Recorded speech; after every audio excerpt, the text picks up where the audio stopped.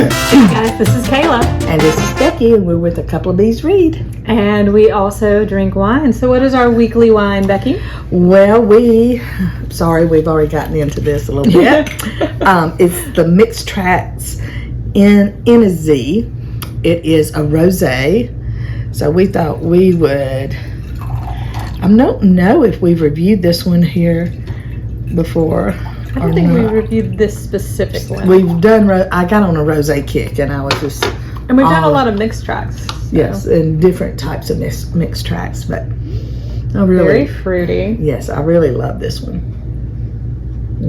It smells like, it's like a spring wine. Yes, very much so. It's, you want to guess? Strawberry? Yes! Yay for Kayla. Strawberry, cherry. Yes. Pear. And no pear. No pear. Blood orange. I was close. Yeah. Actually, But that's pear and blood orange. They're not close at all. No. But there's just a hint of it in there. But yes, the cherry and the strawberry, it's made with 3 different grapes. I'm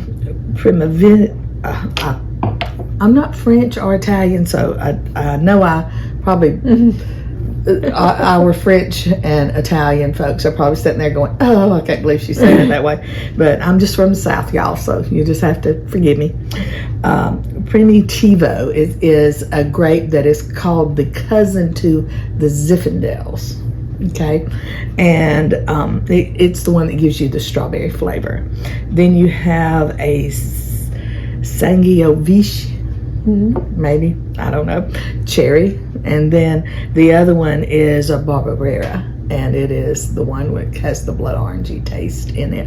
And so it's kind of a 50-30-20 that they put together, and it comes from Italy. All of these grapes come from Italy, and they're harvested at night and when it's cool and everything. And that's one thing I've learned about when they're harvested affects the taste of the wine, because even when they're in the same locale, you know, if it's morning or if it's afternoon or if it's evening, it just depends. The time of year, the month, the day, the week, everything affects the wines. And of course, the key thing about Scout and Cellar wine is to remember that we are a clean crafted wine. We don't accept any grapes from any vineyards that use pesticides at all. It's all natural. It's very authentic. We don't add sugars, we don't add coloring. So when we say it is an authentic wine, this comes straight from the grape. We don't add anything to it to change the flavor, to change the color or anything. So this is the beautiful color that you get. So pick up a bottle and try it. And remember, if you're a first time customer, you get a 15% off. So welcome 15 if you would like to try.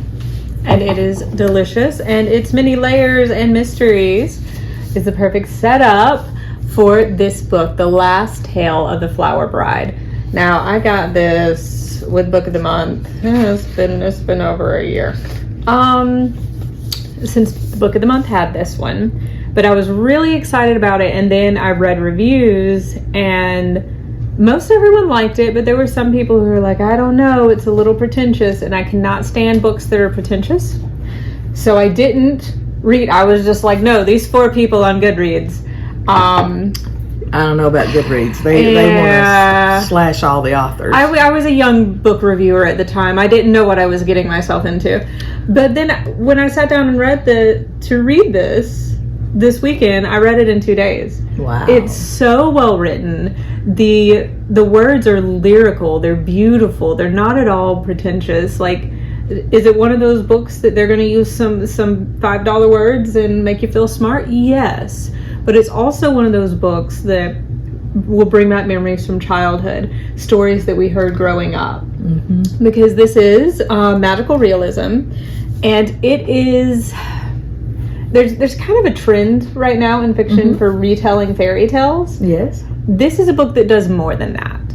It is told from the perspective of 2 characters, Azure and the bridegroom, who at different points in their lives both had a relationship, a friendship, a romance with character Indigo, who is, believe the flower bride. Azure was her best friend in childhood, and the bridegroom is obviously husband now. And there is a whole mystery there dealing with the fairy tale world, and them being able to go to the other world with the fairies and be kept safe and as children. And then of course the bridegroom, he is a scholar who he researches fairy tales. That's his bread and butter. So he meets Indigo, and she's this magical, enchanted, beautiful woman. But as the story unfolds, like what's real and what's not, what's fairy tale, because both narrators are these characters who for their own reasons are obsessed with fantasy and fairy tale stories, that as the novel unfolds, you don't know, like the lines start to blur. And there are a lot of fairy tales mentioned. Some of them I've heard of, some of them I hadn't. They delve into some Indian folklore.